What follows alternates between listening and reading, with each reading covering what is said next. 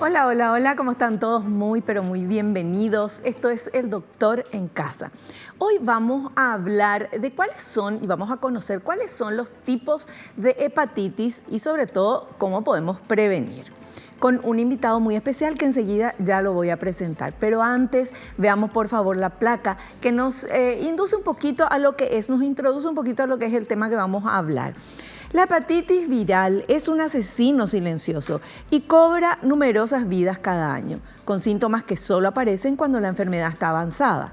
En las Américas, casi 80.000 nuevas infecciones por hepatitis B y C surgen cada año. La mayoría pasan desapercibidas, con más de 100.000 muertes relacionadas de forma anual. La prevención es posible. Existen vacunas y tratamientos efectivos que ofrecen esperanza para todos. Y este es el tema que vamos a hablar con nuestro invitado y les comento. Él es médico cirujano de la Universidad Nacional de Asunción en el Hospital de Clínicas, especialista en medicina interna, Universidad Nacional de Asunción, especialista en gastroenterología, hepatología y endoscopía digestiva, Universidad Nacional de Asunción, Hospital de Clínicas, especialista en didáctica universitaria, miembro certificado de la Sociedad Paraguaya de Gastroenterología y Endoscopía Digestiva, miembro activo de la Asociación Latinoamericana para el Estudio del Hígado, ALE, desde el 2016, médico del staff con funciones de auxiliar en la enseñanza del Departamento de Gastroenterología y Endoscopía Digestiva del Hospital de Clínicas, miembro de la Comisión Directiva de la Sociedad Paraguaya de Gastroenterología y Endoscopía Digestiva. Estoy hablando del doctor Sebastián Díaz Dúa. ¿Cómo le va, doctor? ¿Cómo está? Bienvenido. Muchísimas gracias, un placer estar acá, Vivi, y a toda tu audiencia. La verdad que muy contento de abordar un tema bastante común, interesante y a veces un poco controversial de repente, ¿verdad? Por falta más de información. Me parece un espacio muy interesante para eso, para informarle a la gente. Bueno, muchas gracias por el tiempo, por estar acá con nosotros. Y sí, porque ya hablábamos antes de comenzar el programa, cuando se dice hepatitis, es como que la mayoría de las personas podemos pensar que hay un solo tipo de hepatitis y hay una sola manera de contagiarse y qué sé yo. Sin embargo, no es así. Yo creo que hablaremos a lo largo del programa, ¿verdad? Pero el concepto en sí luego es un poco distinto, ¿verdad? La gente asocia mucho la hepatitis con de repente lo que nuestros abuelos, nuestros ancestros, en nuestra jerga popular, ¿verdad? Se llama el puaruru, ¿verdad? Sí. En donde, bueno, el paciente se vuelve amarillo y siempre asociamos, ¿verdad? A un cuadro viral, ¿verdad? A un virus que produce estos síntomas. Pero realmente hay que entender que la hepatitis en sí es un cuadro más amplio, ¿sí? El concepto de la hepatitis es, hablando así en términos técnicos, es la inflamación del hígado, ¿sí? Y esta inflamación puede deberse a muchos factores, en donde lo más comúnmente conocido son los virus, que es lo que profundizaremos más Sí. a lo largo del programa, pero también hay otras causas que también son importantes resaltar, entre ellas enfermedades autoinmunes, ¿verdad? Que pueden generar hepatitis, incluso la famosa grasa en el hígado graso, que ahora está muy, difundido, ¿verdad? El alcohol mismo, ¿verdad? Puede producir inflamación hepática. Entonces, bueno, es una entidad que una de las cosas muy peculiares que tiene es que nos da síntomas muy típicos hasta que tenga una evolución un poco avanzada, ¿sí? Claro, cuando nos damos cuenta ya está avanzado. Y ya está un poco avanzado y bueno, depende obviamente otra vez de la causa, ¿verdad? Que tenga.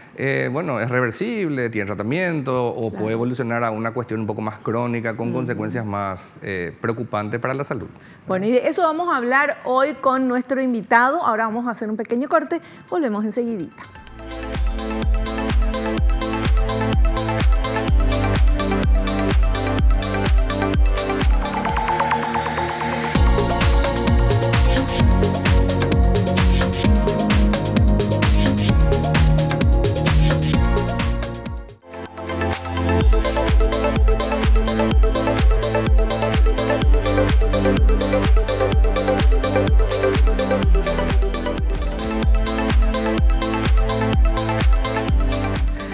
Bueno, y ahora vamos a meternos y conocer mucho más del tema con nuestro invitado, el doctor Sebastián Díaz Duba. Él es gastroenterólogo y hepatólogo. Nuestro tema de hoy, ¿cuáles son los tipos de hepatitis y cómo podemos prevenir, evitar, qué podemos hacer para no tener? Todo eso es lo que nos interesa acá en El Doctor en Casa, porque este programa promueve la medicina preventiva. O sea, la idea es que con tener el conocimiento de todos los temas que hablamos acá todos los días, entonces ya sabemos qué es lo que no tenemos que hacer y ya sabemos lo que tenemos que hacer para no tener problemas de salud. Y bueno, llegado al caso, está el problema, también hay soluciones y también eso lo vemos con los profesionales aquí. Y con el doctor Sebastián Díaz vamos a hablar hoy de las clases de hepatitis y de esto se trata este primer material. Adelante, por favor. ¿Qué es la hepatitis? Es la inflamación del hígado determinada por una alteración en los valores del hepatograma que puede producir pesadez en la zona hepática, fiebre, náuseas y vómitos y muchas veces ictericia, que es la coloración amarillenta en la piel y los ojos. Esta situación es lo que a menudo se conoce como tiricia o p'arurú en nuestra jerga nacional. Doctor, ¿por qué se inflama el hígado? Bueno, mira, y así como decía el material, ¿verdad? Es importante entender que hay muchos agentes que irritan el hígado en sí, ¿sí? Las células hepáticas, ¿verdad? Hay agresores, entre esos virus, alcohol, como lo que habíamos mencionado anteriormente, ¿verdad? Y lo que pasa es que se inflaman las células y las células empiezan a perder sustancias a través de ellas, ¿verdad? Eso produce como que el hígado sea grande, ¿verdad? Como cualquiera, como nosotros nos golpeamos y nos sale un moretón o un chichón, claro, como dice, ¿verdad? Se inflama. Y eso genera una pesadez, ¿verdad? Eso genera como una pesadez, porque nuestro hígado tiene como una película, como eso para el papel film para la cocina, ¿verdad? Sí. Sí mismo, está rodeado por una película. Cuando el hígado sufre una agresión, y a veces puede ser aguda o puede ser continua, ¿verdad? Por decirlo, el alcohol tomando por mucho tiempo produce una inflamación. Un virus, ¿verdad? Puede producir una inflamación aguda, entre otras. Entonces hace que de alguna manera el hígado se hinche un poquito, ¿sí? Y como ese papel que está alrededor, esa capa que le rodea está a tensión, es como que al estirar eso, es como que se produce una pesadez a nivel de la zona del hígado, que viene a ser la boca del estómago hacia la derecha, ¿verdad? Un concepto muy importante que quiero resaltar es, y eso es algo fundamental, todos creemos que el hígado produce dolor.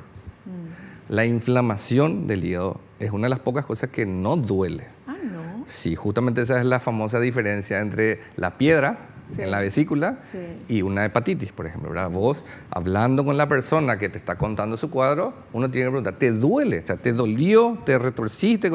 No, yo siento como que me cae mal la comida, me pesa, ¿verdad? Pero no hay un cuadro de dolor típico. Eso es muy sugerente de algo hepático, ¿sí? Del hígado. Del hígado, exactamente, ¿verdad? Bueno, y además se puede acompañar de otros síntomas, ¿verdad? Como lo que mencionó el material, ¿verdad? Un poco de fiebre, náuseas, pesadez. Incluso, sí, de acuerdo a la causa, se puede producir un poco de tinte amarillo de la piel, de los ojos principalmente y luego de la piel, ¿verdad? Y eso puede ser algo muy agudo o puede instaurarse en el tiempo, ¿verdad? Como mencionaste y respondiendo específicamente a tu pregunta, nosotros tenemos varias causas, ¿verdad? Dentro de las causas, digamos, comúnmente conocidas, los virus, ¿sí? Tenemos virus de la hepatitis propiamente dicha, que se clasifican ahora actualmente hay hasta A, B, C, D, E, ¿verdad? Los más conocidos a nivel, digamos, popular es el A, B y C, ¿sí? Que son los que profundizaremos un poco más a lo largo de la charla, ¿verdad? Y aparte están otros virus, la mononucleosis, el dengue mismo, ¿sí? Que una enfermedad. ¿Afecta al hígado? El dengue típicamente produce una hepatitis por dengue, ¿sí? Eso es una información muy relevante y que me gustaría también aprovechar el programa porque nosotros tenemos el concepto, y inclusive muchos colegas a veces se difunden por los medios, ¿verdad? El concepto de que cuando uno tiene dengue, después se cura y se le hacen los análisis en los laboratorios y se ve que el análisis del hígado está alterado. ¿Y qué decimos todos? ¿O qué dicen todos también? Es culpa del paracetamol. ¿sí? Porque está reconocido la droga, el paracetamol, Hace que hace, digamos, es un tóxico para el hígado. Sí, pero el paracetamol es, de todos los tóxicos para el hígado, es el tóxico más noble que hay, porque hay una dosis máxima, que si uno se mantiene siempre dentro de la dosis máxima, que es bastante mayor a la que uno consume o tiene indicado para un cuadro de dengue, no produce afectación del hígado. Cuando uno pasa ese límite, ahí recién produce afectación del hígado.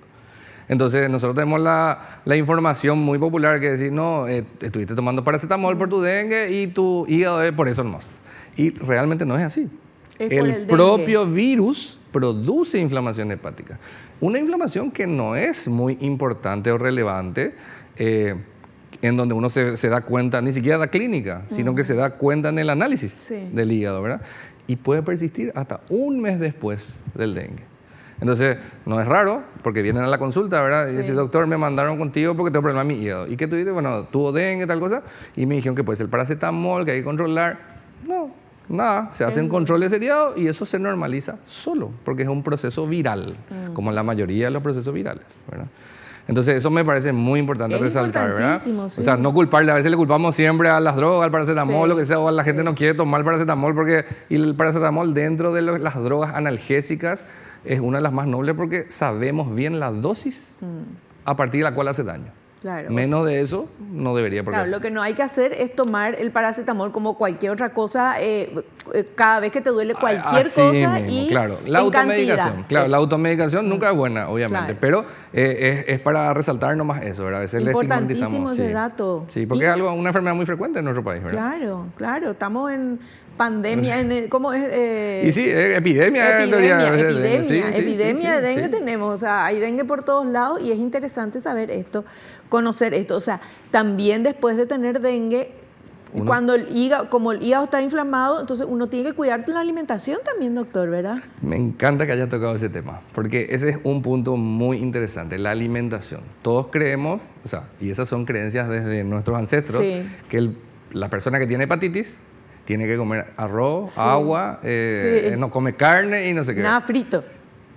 Todo eso no tiene validez científica. ¿En serio? Sí, o sea, lo único que uno debería, digamos, disminuir o realmente prohibir durante un cuadro de hepatitis es algo que dañe el hígado. Y que lo único que está demostrado a nivel alimentario, entre comillas, pero no un alimento, son las bebidas alcohólicas. Alcohol. O sea, el alcohol es lo único que hay que restringir, ¿verdad? Digamos, prohibitivo durante el episodio de inflamación, ¿verdad? El resto de las comidas no tiene ni una evidencia científica que sí, porque yo como mi boriborí o mi locro, ¿verdad? Voy a empeorar mi hepatitis. Eso es mentira. Eso no tiene validez Dios científica. mío, todos los que están viendo ahora el programa y tuvieron hepatitis hace años y estuvieron, Dios mío, un año y eso sin comer nada frito, ni chocolate, ni nada, el huevo frito, nada, eso no se podía de balde.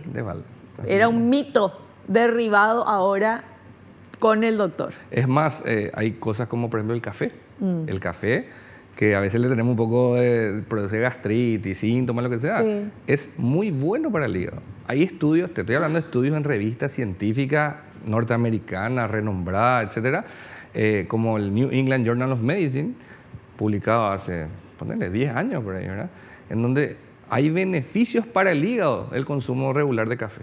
Por ejemplo, te pongo un ejemplo, claro, ¿verdad? sí, que de repente nosotros, el café, si tomamos mucho, bueno, para que veas, así como puede favorecer la gastritis o los cuadros digestivos, pero es beneficio para el hígado. En cantidades regulares, ¿verdad? Claro, una, dos tazas por día. Todo en dosis normales, ¿verdad?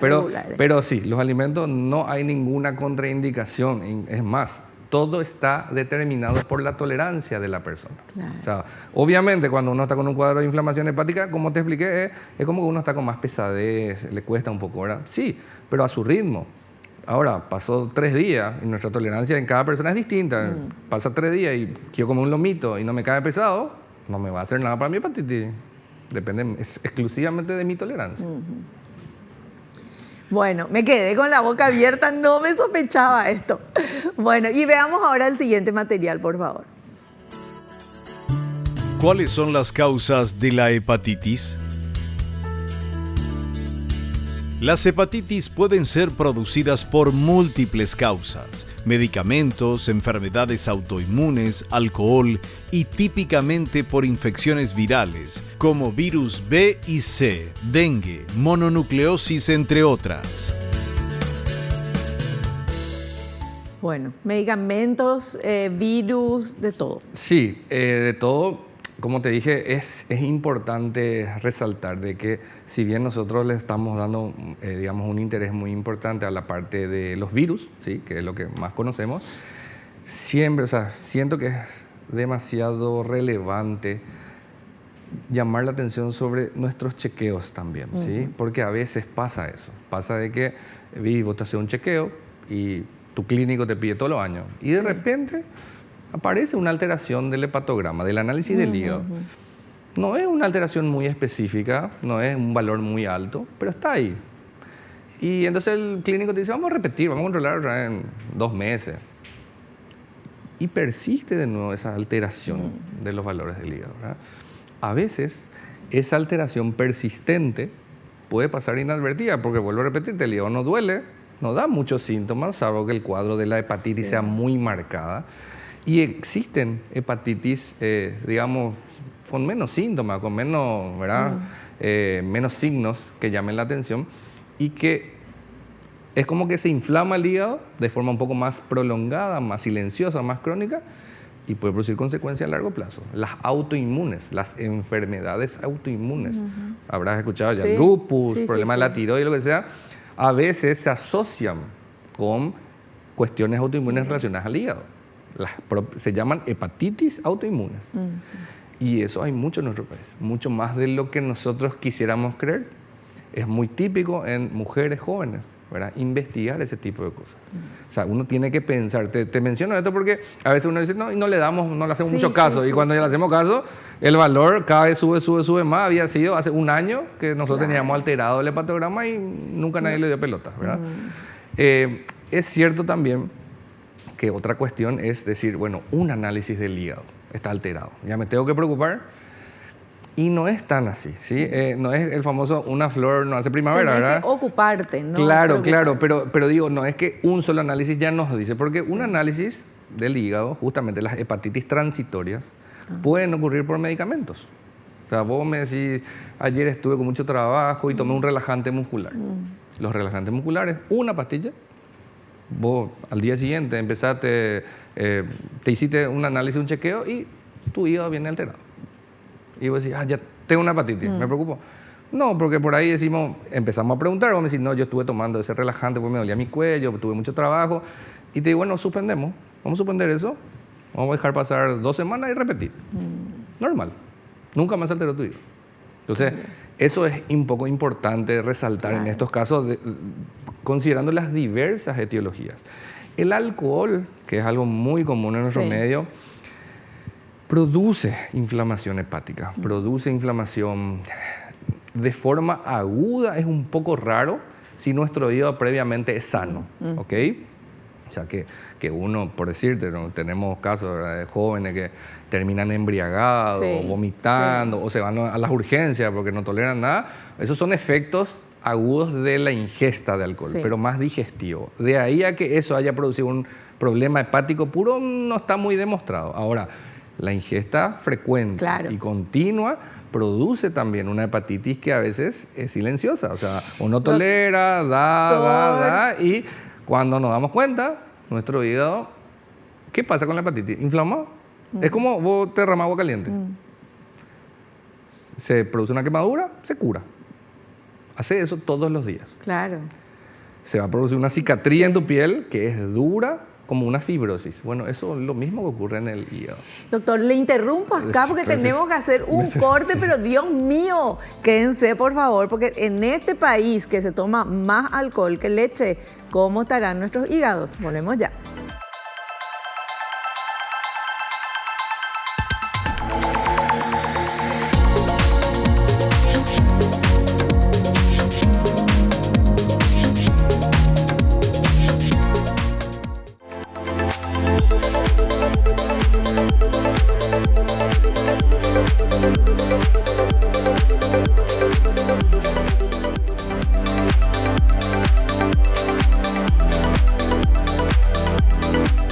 se quedaban pensando, pero si en Paraguay se consume más alcohol que leche. Eso ya no estoy inventando yo, sino que se hizo me río porque me río de nervios, ¿verdad? Porque no es nada simpático.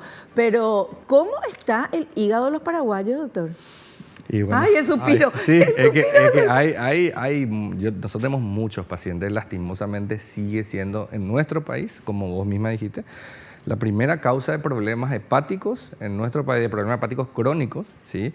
Porque la hepatitis, digamos, si uno deja evolucionar, a lo largo de los meses evoluciona a lo que comúnmente se conoce como cirrosis. Sí. La verdad que cirrosis Sí. hepática, ¿verdad?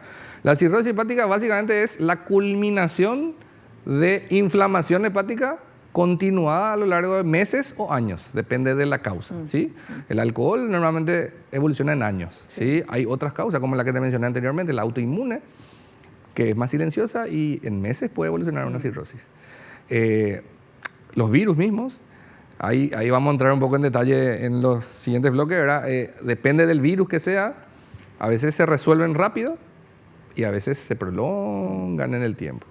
Y pasado una cantidad de meses, 6 meses en general, puede evolucionar a un cuadro crónico y llevar a lo mismo que estamos hablando, que es la cirrosis. Y eso sí es una situación mucho más compleja y que tiene complicaciones para la vida, la enfermedad y la muerte de la persona, ¿sí?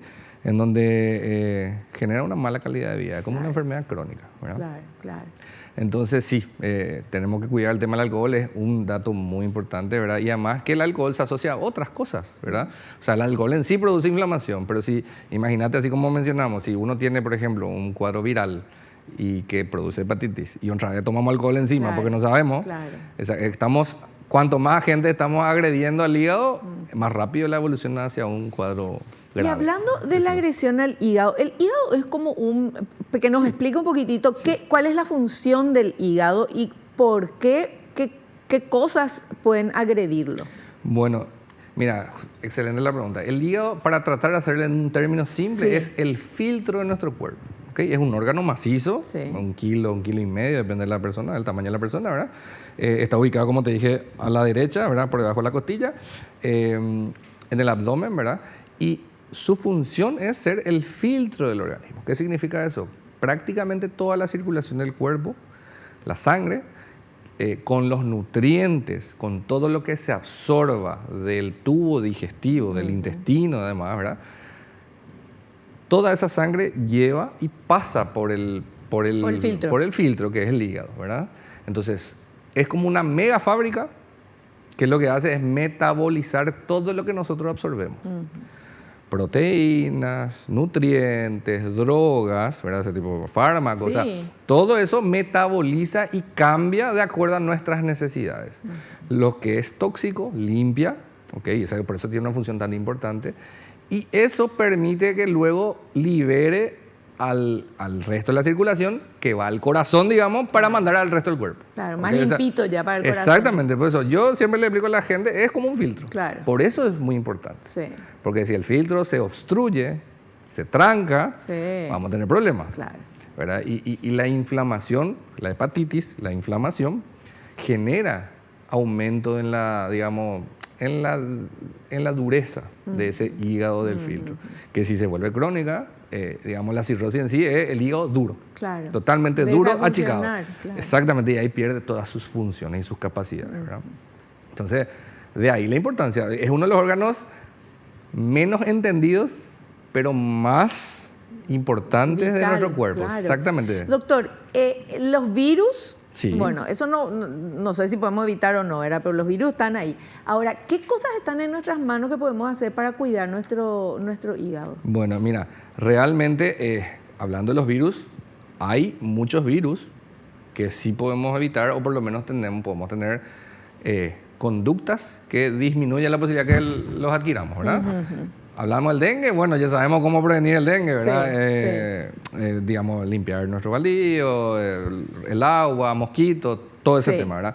Pero hablando de los virus así que son más directos sobre el hígado, como el de las hepatitis, ¿verdad? Hay que diferenciar, vamos a hablar de los más importantes, el A, B y C, ¿verdad? Entender un poco que si uno entiende cómo se transmiten, podemos hacer algo para evitar transmitir, ¿verdad? Claro. Por un lado, quiero resaltar que el virus de la hepatitis A, ¿verdad? es el más comúnmente conocido, ¿sí? ¿Por qué digo esto? Porque es el famoso Pgaruru, que todos te dicen, viene a la consulta, no, mi mamá me dijo luego que tuve hepatitis, ¿verdad? Cuando era chico, ¿verdad? Y es que eso es real. Claro. La hepatitis A, el 80% de nuestra población ya la ha tenido antes de la adolescencia. Y a veces pasa desapercibido. ¿Cómo se contagia? Por la boca. O sea, por la saliva es contacto fecal-oral. Se dice, ¿verdad? Es una mezcla de la falta de limpieza, higiene, ¿verdad? Y normalmente los niños andan por los areneros, entonces ahí nos contagiamos, pero en el niño pasa desapercibido. Se autolimita en el casi 100% de los casos y pasa. En el adulto es mucho más difícil diagnosticar y cuando ocurre, que es muy raro, vuelvo a repetirte, sí, tú sueles tener un curso un poco más agresivo, ¿sí?, que en el niño. El B y el C sí tienen otro tipo de mecanismo de transmisión, que es por los fluidos corporales y la sangre, ¿ok? Transmisión sexual y sangre, fundamentalmente esos dos, ¿verdad? Entonces, obviamente, ¿cómo podemos prevenir? Primero es evitando un poco conductas de riesgo, ¿sí? Cuidar el tema de las relaciones sexuales, cuidar el tema de uso de jeringas y demás, ¿verdad? Por eso también es un poco difundido este tipo de virus en los que usan drogas endovenosas, ¿verdad? O sea, esas son cosas que hay que de repente trabajar y cuidar. Y también, obviamente, en cuestiones un poco más nuestras, ¿verdad? De repente la maquinita de afeitar, ¿verdad? O sea, cosas que impliquen cortes o lesiones que puedan... No compartir. No compartir, claro. Eso sabemos nosotros. Para nosotros es algo muy, digamos, común decir eso es de uso personal, pero vos sabés que nuestra realidad no siempre es así, ¿verdad? Hay una maquinita para toda la familia, por ejemplo. Entonces son cosas de utilización personal que esos detalles podemos cuidar. Y el tema de la manicura, por ejemplo, también, que tienen que desinfectar. Exactamente, o sea, uno se va a esos centros o de repente el que se va a tu casa, ¿verdad? La manicura de tu casa, siempre de repente ver, ¿verdad? Que sea todo nuevo, desechable de repente, ¿verdad? Porque no es contacto en sí, sino es contacto con sangre, ¿verdad? Y decir que de repente se usó por uno y que no se use por otro y cosas así, ¿verdad? Bueno, y tenemos el material que habla de lo que ya nos contó el doctor de los tipos de hepatitis. Adelante. ¿Qué tipos de hepatitis existen y cómo se transmiten? Las hepatitis más conocidas son las causadas por los virus de las hepatitis A, B y C. Las más graves son las producidas por los virus B y C. Por su posibilidad de volverse crónicas, se transmiten por contacto con fluidos como transfusiones, relaciones sexuales, tatuajes, piercings. La hepatitis A, sin embargo, se transmite de manera fecal-oral, en su gran mayoría durante la infancia y con un curso incluso a veces asintomático. Era lo que nos acabas de decir. Era lo que estamos hablando, sí. Importante, lo que no mencioné, el tema de los tatuajes, de repente que, ¿verdad? Es un poco un tema, ¿verdad? Siempre es muy difícil decir no te hagas tatuajes, ¿verdad? Pero sí es importante dónde hacerlo, ¿verdad? Encargarse de que, o asegurarse de que los materiales sean desechables realmente, o que se abran frente a uno mismo, porque ¿verdad? desechable y después limpian por eso, usan abrir frente a uno mismo, ¿verdad? El tema de las transfusiones está mencionado, la verdad, te soy sincero, desde si no recuerdo bien, creo que el 92, ¿sí? De la era del 92, 1992, en donde prácticamente... a partir de ahí pues se descubre todo el tema de la hepatitis C. O sea, entra en auge. ¿Por qué? Porque anteriormente a eso no se estudiaba para el virus de la hepatitis C durante las transfusiones. No se conocía. Claro. Y ahí entonces ahí se empezó a descubrir que muchos pacientes, ¿verdad? Ahí apareció el virus de la hepatitis C y empezamos a decir, ¿y cuándo se contagió uno? ¿Verdad? Y los antecedentes transfusionales eran de años anteriores, porque la hepatitis C tiene un curso mucho más crónico. ¿Sí? Dentro de los virus, digamos, es el que vos decís, te contagias ahora, y si pasó y no te diste cuenta, podés tener consecuencias en 30 años más o menos. Claro, entonces, y ahora mismo el tema de las transfusiones ya prácticamente no es un problema, porque no se consigue ningún banco de sangre que te transfunda sangre sin haber estudiado la sangre que se te transfunde, ¿verdad? O sea, eso como que quedó un poco de lado, pero es importante saber porque así se originó, ¿verdad? Perfecto. Bueno, y ahora vemos este otro material que habla del consumo del alcohol y la hepatitis. Adelante. El consumo de alcohol y la hepatitis. El abuso de estas bebidas puede originar inflamación del hígado de forma crónica. Los síntomas más frecuentes son fatiga, apatía, inapetencia, ictericia, pérdida de peso y a veces fiebre. Sigue siendo en nuestro país la principal causa de desarrollo de la cirrosis con sus complicaciones, como ascitis, signos de malnutrición y encefalopatía hepática, además de aumentar el riesgo de desembocar en cuadros graves como una insuficiencia hepática severa o cáncer.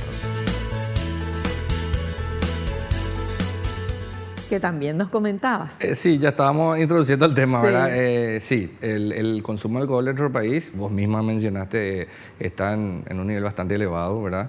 Se consume demasiado alcohol y tenemos mucha población que realmente lo utiliza, si bien como un escape, a veces ignorando que pequeños consumos todos los días puede generar consecuencias a largo plazo, ¿verdad? Porque a veces uno le pregunta a la persona o al paciente y te dice, no, pero yo para dormir no me tomo, doctor. ¿verdad? Pero todos los días. Pero todos los días.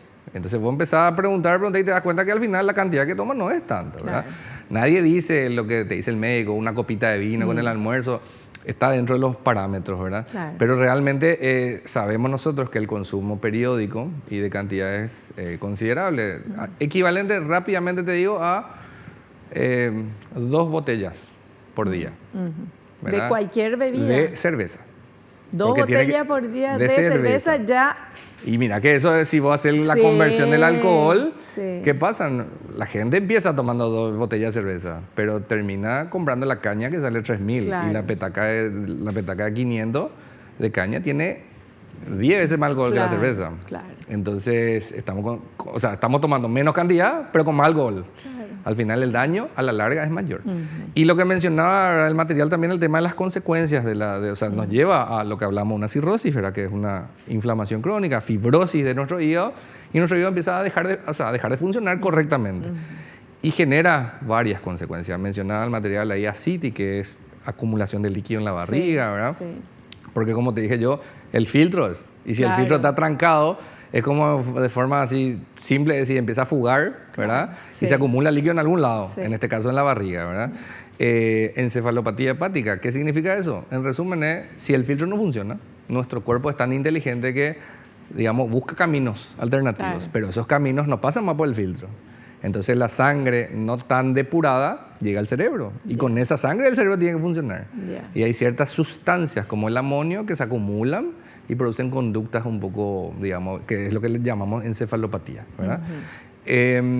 Y bueno, Eso puede dar alucinaciones. en general ¿o no? tiene cierto tipo de características, la encefalopatía en sí. Sí. Las alucinaciones pueden ocurrir, no son tan típicas, pero pueden ocurrir. Ya. El cuadro más típico de esto es la alteración del ciclo del sueño, vigilia. ¿Qué significa eso? La persona de noche no puede dormir. Ya. Y mira que no me estoy refiriendo a la gente que tiene dificultad Claro. para dormir, Sí, sí, ¿verdad? sí, sí. Sino que realmente se le invierte. Ya. Y la persona de noche está despierta, Y de no día. puede dormir y amanece y se duerme todo Sí. el día. Y se duerme, te estoy hablando que Sí. estamos hablando y se duerme, ¿verdad? Claro. O sea, es un caso un poco más marcado, ¿verdad? Bueno, pero y lo fundamental es insistir en esto, ¿verdad? Que el tema del alcohol se puede controlar, Sí. cierto, el alcoholismo en sí, estamos hablando ya de otra enfermedad, pero que deriva en esta, ¿verdad? También hay que buscar ayuda, también Claro, es tratable, claro. ¿verdad? Pero para los que son bebedores sociales, entre comillas, ¿verdad? Cuidar un poco de ese tema. Nadie dice que está prohibido, pero sí hay Claro, que pero no es restringir. inocuo. O sea, Exactamente. el alcohol, exactamente. el poco alcohol que tomes ya mismo. va a hacer algo en el hígado. Y sí, ¿verdad? sí, realmente el Entonces- hígado está capacitado para metabolizar, pero no tantas cantidades Claro, como la que ya. estamos acostumbrados. Perfecto. Bueno, hacemos un pequeño corte y volvemos ya.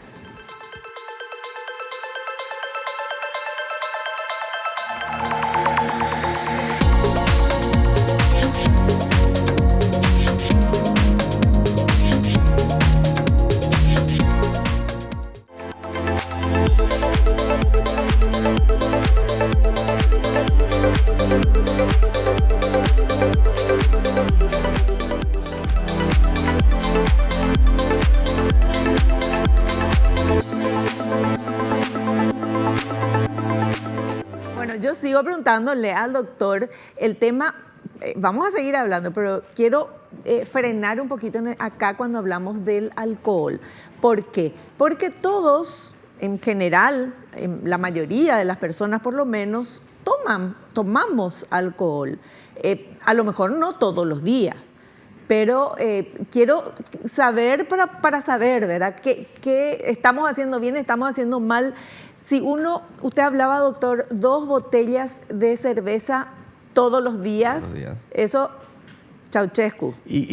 Lo que pasa es que es la dosis, 80 gramos para los varones, 60 gramos para las mujeres, día. De alcohol es lo que dice la ciencia, que consumo diario de esa cantidad por mucho tiempo puede producir inflamación crónica del hígado y llegar a la cirrosis, llevar a la cirrosis. ¿Okay? Sí. Ahora, si hacemos las conversiones rápidas, ¿y por qué la mujer menos? Porque en teoría el hígado de la mujer es un poquito más pequeño y metaboliza un poco más lento el alcohol que el del varón. Eso es algo genético, ¿verdad? Sí. ¿Okay? Pero en general entre 60 y 80 gramos diario por varios años. Sí. Nosotros en nuestra especialidad manejamos por lo menos 3 a 5 años de consumo diario. Claro. Sí, pero ahora, es que, hay gente que toma todos los días. Ahora, hay un detalle. Uno decimos 60, 80 gramos consumo diario. Sí. Y el que el fin de semana consume por toda la semana, ese es un potable y es un posible, o sea, un paciente que también puede llegar a este mismo cuadro. Por más que dice, no, yo no consumo todos los días. Claro. Viernes, sábado, domingo nomás.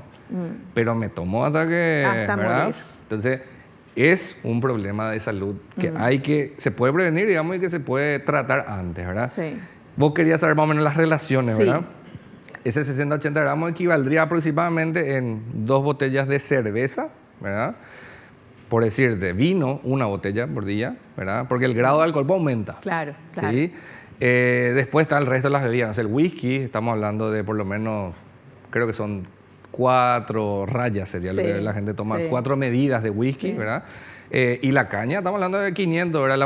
La famosa petaquita, la petaquita de 500. Uno de esos todos los días y ya estamos por buen camino, ¿verdad? Bueno. Entonces, más o menos, esa es la relación que se maneja, ¿verdad? Importante es esto. Ahora, ¿es cierto que le hace menos daño si se come algo y después se toma el alcohol, o si se toma el alcohol con el estómago vacío? No, lo que pasa es que tenemos que diferenciar una cosa es el malestar que puede producir el consumo de grandes ingestas de alcohol por los efectos propios del alcohol en el momento, ¿verdad? Sí. Porque el alcohol tiene muchos efectos gastrointestinales, neurológicos, etc. O sea, te relaja, te da sueño, actúa sobre el cerebro, actúa sobre el tubo digestivo, te puede dar diarrea, por decirte, muchos síntomas. Esos síntomas pueden ser un poco más controlados si uno come antes, ¿verdad? El famoso no se me sube tan rápido. Ahora, eso igual se metaboliza en algún punto por el hígado, con o sin comida. Entonces, el consumo diario, independientemente que sea con comida o sin comida, produce inflamación hepática. Perfecto. Entonces, bueno, resumiendo, el alcohol sabíamos ya, ¿verdad? Pero hace daño al hígado, inflama el hígado, entonces hay que tener mucho cuidado con eso. Seguimos viendo materiales, vamos con este siguiente, por favor. ¿Qué gravedad pueden tener las hepatitis? Pueden cobrar mucha gravedad si no se identifican a tiempo, ya que, dependiendo de la causa, la mayoría tiene tratamiento como las virales o autoinmunes, pero muchas pueden evolucionar de forma crónica a la cirrosis, al cáncer de hígado o incluso a la muerte. Actualmente las hepatitis virales con evolución crónica, como la B y C, tienen tratamientos que han avanzado mucho en los últimos años e incluso muchos de ellos están disponibles en nuestro país. Bueno, es así, doctor. Es así, realmente me parece súper interesante resaltar de que antes se les tenía mucho miedo a los virus, ¿verdad? Al virus de la hepatitis B y la hepatitis C, ¿verdad? Primero porque se estigmatizaba un poco, ¿verdad? Se relaciona mucho con el tema de la promiscuidad sexual y la transmisión por vía sexual, ¿verdad? Y eran uno de los cuadros que cronificaban en el tiempo, ¿sí? Separo rápidamente, ¿por qué? Porque hay que separar a nivel del virus B, ¿verdad? El virus de la hepatitis B tuvo una evolución en su tratamiento a lo largo de muchos años. Anteriormente los tratamientos eran larguísimos, interminables, eran inyectables, o sea, sufría mucho el paciente que tenía que tratarse y digamos que no necesariamente se resolvía. Ahora hay que separar dos cosas, los tratamientos actuales, ¿sí? Para la hepatitis B crónica, ¿sí? Ahora son pastillas, ¿sí? Que hay en el Ministerio, hay en el Ministerio de Salud, Sí. ¿ok? Entonces tenemos acceso a eso. Pero también hay que resaltar un dato importante, porque no todo en el programa va a ser asustarle a la gente, ¿verdad? Claro. Yo quiero dejar el mensaje siguiente. No, pero es cierto. Claro, no, por supuesto. La hepatitis B aguda, el paciente que viene amarillo, ¿sí? Y uno mira su laboratorio y su laboratorio de hepatograma se levantó por las nubes. La hepatitis B aguda se resuelve de forma espontánea en el 95% de los casos. O sea, el mensaje tiene que ser tranquilidad. O sea, a veces Claro. uno viene desesperado porque cuando ya se puso amarillo, pues ya Sí, uno ya cree sí. que estamos en el horno, Sí, ¿verdad? sí. Y no es así, ¿verdad? Uno viene y el 95% de los pacientes se resuelven solo en 1 mes a 2 a 3 meses, ¿verdad? Nosotros, en nuestra especialidad, esperamos incluso hasta 6 meses para catalogar, de decir, bueno, Ya tenemos está. hasta 6 meses para que se te resuelva. Claro. Y se resuelve solo, sin medicación, sin nada. A veces le damos reposo porque no da gusto irte a trabajar amarillo, ¿verdad? Claro. La gente te va a mirar mal y Claro. demás. Pero es cierto, es una realidad que tenemos, Claro, ¿verdad? claro. Entonces, pero se resuelve solo. Ahora, hay un 5%, realmente hay un 4% que pasan los 6 meses. Se resolvió ya el cuadro, ya no está Sí, más amarillo. sí.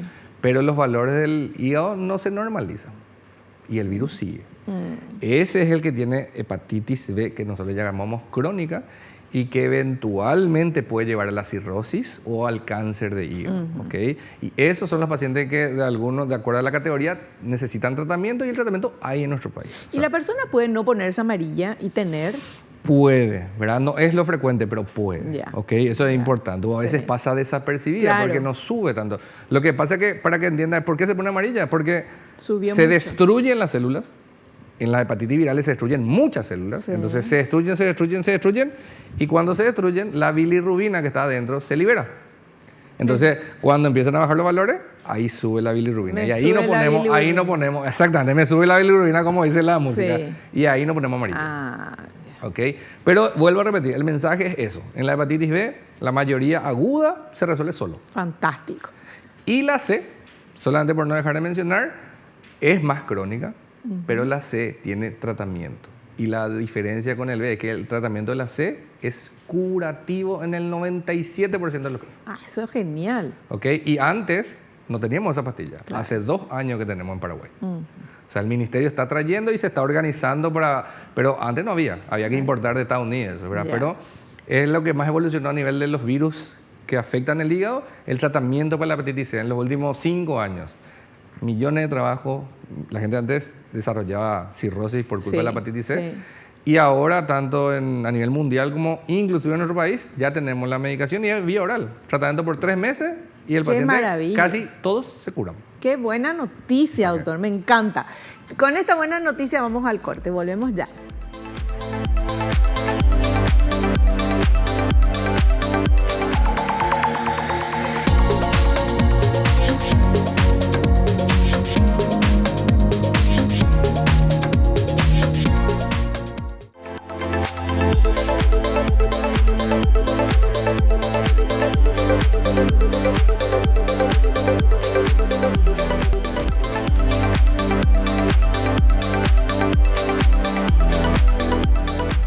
Seguimos hablando con el doctor Sebastián Díaz Duba en estos últimos 4 minutitos de programa. Doctor, háblenos por favor de la vacuna contra la hepatitis y también de cómo podemos prevenir.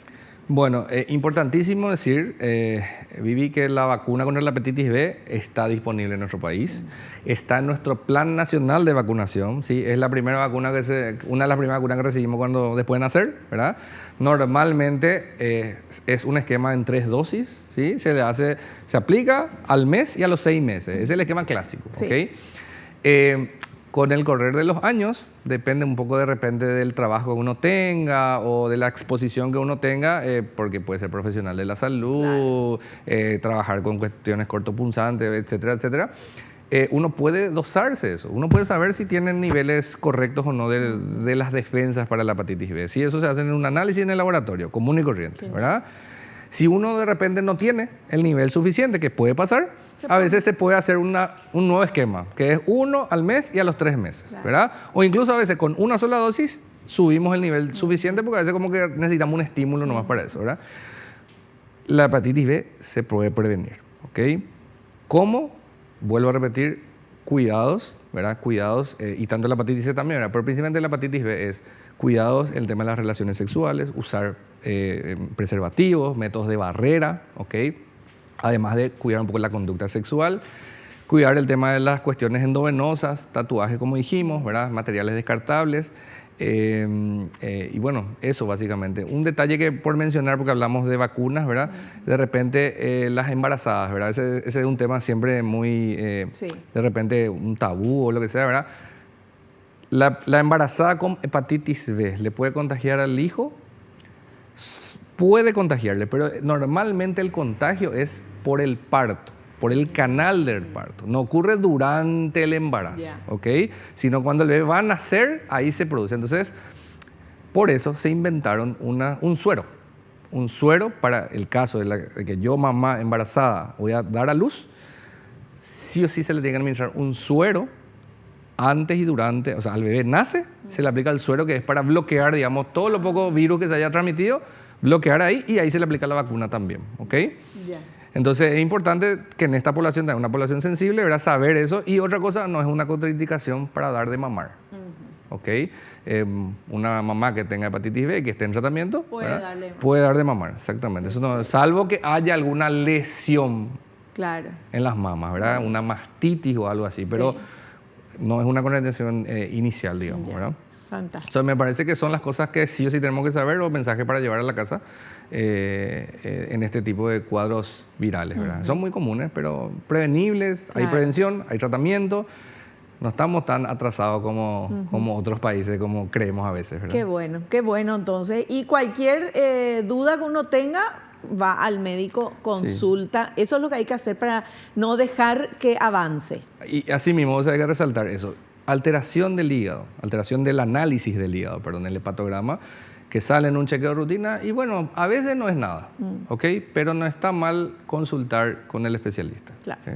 Perfecto. Súper claro. Doctor, te queremos agradecer el tiempo, la manera en cómo nos explicaste, hasta súper interesante, un tema muy trillado, muy hepatitis. No, ahora descubrimos, gracias a tu manera de explicar, todo esto de los tipos de hepatitis, de cómo prevenir y qué cosas estamos haciendo mal y que tenemos que rectificar. Muchísimas gracias por la invitación, en serio, a vos, a tu audiencia. Y nada, un placer, para cuando quiera estamos a las órdenes. Te esperamos en un próximo programa. Muchísimas gracias. Nosotros nos despedimos hasta el próximo programa, si Dios así lo permite. Y no te olvides lo que te digo siempre, porque es cierto, naciste para ser feliz, no te conformes con menos. Chao, chao.